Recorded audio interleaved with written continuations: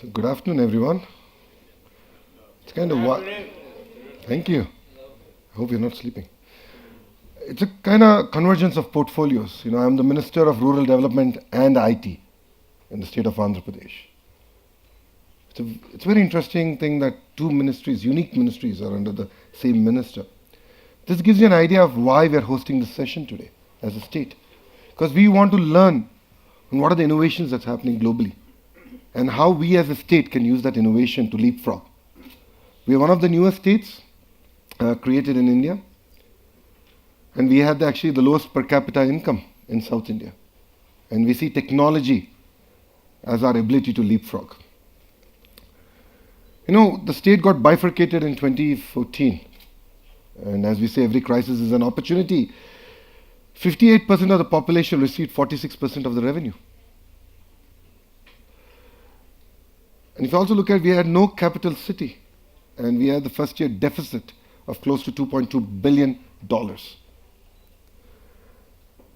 As Lord Buddha, learning from Lord Buddha says, no matter how hard the past, you can always begin again. And every crisis is an opportunity. And that's where we in the state of Andhra Pradesh have looked at. When our Chief Minister, Mr. Naidu, was sworn in 2014, he had three distinct targets for us to achieve. By 2022, to be among the top three states in India in terms of per capita income. By 2029, to be the number one state in India in per capita income, but also in happiness. And by 2050, actually become a preferred global destination and actually compete with South and Southeast Asian countries in these parameters. And what that meant is we had to grow as a state by double digit. We had to grow at close to 15%. For the CEOs here, think about it. Take a $60 billion company and try to grow it at 15% CAGR for 20 years. And that's the task we as a state have. So we broke down. So the whole idea was, how do we create an inclusive growth? How do you bridge the gap between the haves and have-nots? So we have 7 missions: the primary sector mission, the social empowerment, service sector, industry, knowledge and skill, urban development, and broader infrastructure. We have 5 grids, which we believe are very, very important. So it's power, gas, road, water, and the most important thing, fiber. So we as a state, we have a state-run project where we're taking fiber to every home on an Android TV box at the end. And we have 5 campaigns, and these campaigns are actually aimed at connecting to our citizens at large.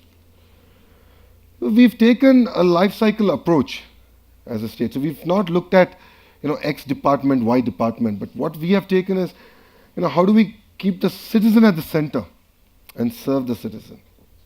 So if you look at it from birth, infancy, education, employment, health, housing, marriage, old age, and even death, we call it Mahaprasthanam. How do we map the entire cycle? And how do we as a state offer services? We as a state become proactive towards the citizens. It's been an amazing journey. Mr. Naidu is known for his transformative e-governance initiative. And we call it Naidu 1.0. And that was Me Seva. But what you see today is Naidu 2.0. And where we actually have Aadhaar, which is the India's national ID, which is powered by biometrics. But we as a state flipped it. And we bought it as family as a unit. So we have a real-time census that goes in the state. We call it golden data. And we have a people's hub where all this is housed. We also have land hub, where all the land records in the state are digitized. And by June this year, they're going to be on a blockchain platform, where land can be transacted like your DMAT accounts, like the shares. Anywhere you're sitting, you can buy and sell land. So that's what we're going to launch. And to end, actually, we are now sort of bringing about e-office, where the entire government is online. We transact online. Yes, as a state, we are also powered by SAP. We are the only state that has implemented SAP our entire treasury. So this is our core dashboard. We as a state love data. And I think it sort of fits into the theme here at Davos. This is a live portal. We track everything. I mean, if you sneeze and cough, we pretty much track it as a state. But the exciting part here is, we track even groundwater. We track groundwater on a daily basis. Because the biggest challenge as citizens of the planet, we've really lost track of preserving our natural resources. We have taken it for granted. And this way we've tracked rainfall, we're tracking even groundwater to the last mile. And this data, I mean, thrown open to the entrepreneurs here, can be really transformative. They can offer services to the farmers. They can offer solutions for the complex problems that we have in India. So this dashboard is quite comprehensive, and we would share this link, and we would love input on areas that we could actually do better. You know, the success of the state is our ability to roll out programs for our citizens. This is a very, very interesting program. It's called Chandrana Bima. It's actually an insurance program for all our citizens. So anyone who dies in an accident gets close to 500,000 rupees, which is about $6,000 from the state. It's an insurance program. And natural death, they get close to about $3,000, which is massive in an Indian context. But just look at it, we've been able to settle. So, you know, if there's an unfortunate death in a village, in 15 days using data and using biometric-enabled devices, we are actually able to deliver the money to the family. On the day of the death, we're giving 5,000 rupees for the last right expenses. So it's very powerful. It's just an idea of how we're using data to really deliver services to our citizens. The other project is the public distribution system, where we're using biometrics on food security. We're using biometrics on our ration or on pension. And the exciting part here is the citizen satisfaction. So we actually call all our citizens in 24 hours. So once you avail a service from the government, you will get a call from the state. Are you satisfied? How can we serve you better? So this is about how do you make government more proactive and not reactive. The other project that we've launched is Mukhyamantri Yuva Nestam. This program is about getting unemployed youth onto a platform. And the platform is about giving a monthly benefit scheme. But then we just don't stop there. We're looking at actually working with the industry to get inputs on where things are moving. And how can we skill up our entire unemployed youth? A very powerful program launched in 12 days. An unemployed youth can just sit in their office using Aadhaar, India's unique ID. With that, they can actually access the entire portal. We triangulate data from 7 different databases, including the education department, birth and death. And this is a real-time portal. Very transparent. And in case you're not eligible for the scheme, we actually tell you why.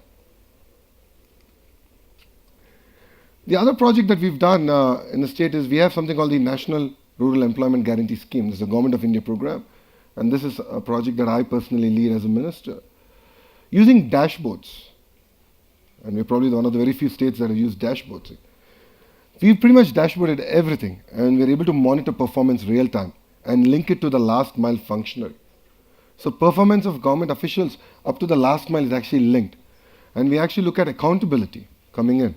We've doubled our performance in 12 months. And this is an indication of how a simple dashboarding tool has really brought about transformation. You know, I work with close to 26 ministries in this convergence project, and it's quite effective role how technology has worked for us. You know, we also have a real-time outcome monitoring system, ROMS, and this is where we actually benchmark ourselves as a state. You know, in ease of doing business, we are number 1 in the country, but we're not excited about that. How can we be number 1 on this planet? So we're trying to learn from our peers in Singapore. We're trying to learn from other countries. How can we be better? You know, we have the Samaj Vikasam, where again it's SDGs broken down into different ways. And we have 10 themes and 47 indicators. So we have Kutumba Vikasam, we have key performance indicators, GVA, and also the SDGs. So think about this, 961 key performance indicators, monitored real-time across 36 ministries. And we have 1 million IoT devices in the field giving us data. And we have a real-time governance center which actually takes this data, does a lot of homework on it, and then advise ministries on where we're failing and how can we do better.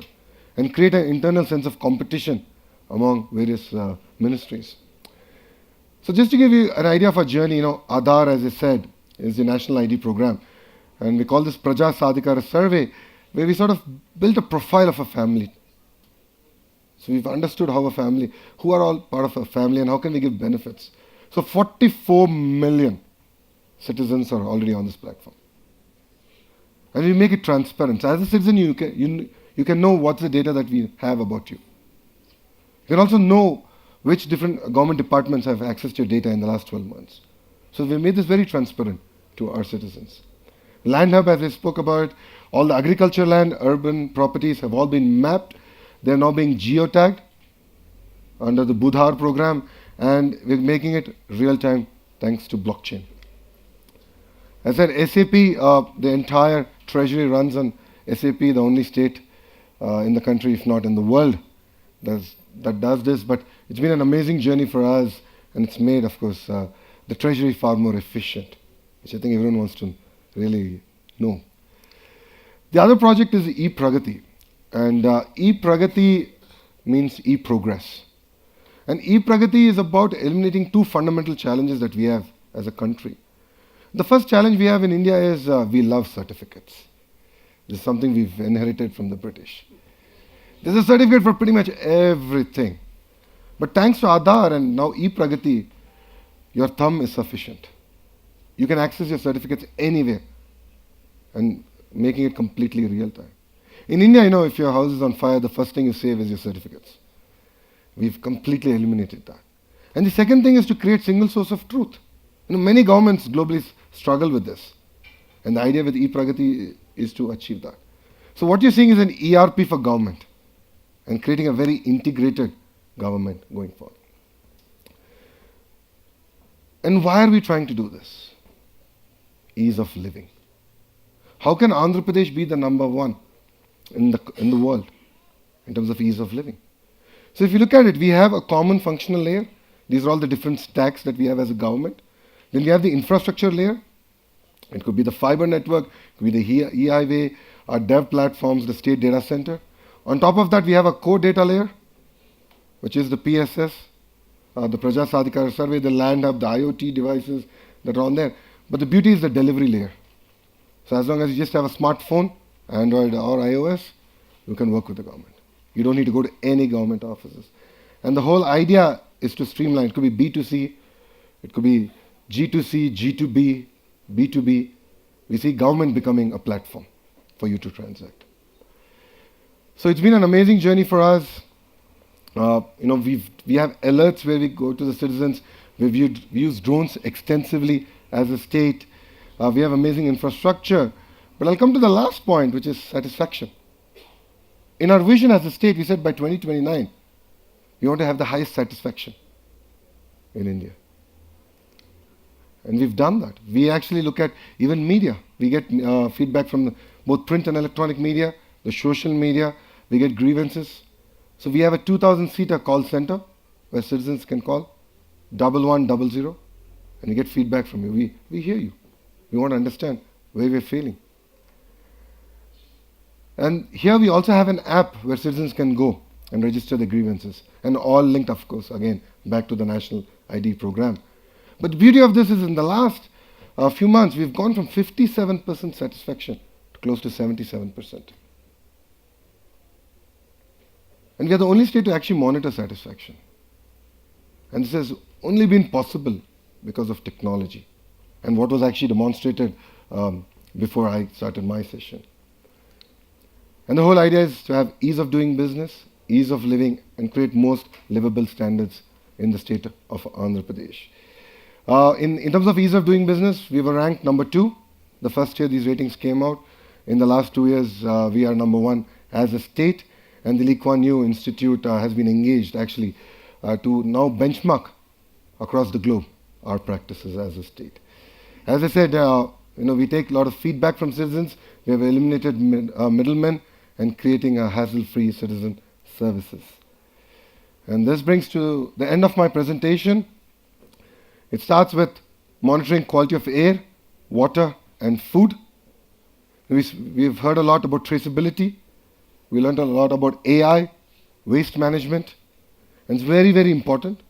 And then we sort of look at how are we improving outcomes in health, outcomes in education, and then creating a quality of citizen engagement. And this is something I think, technology is sort of reducing. we've lost track of our citizens. It's very, very important to engage.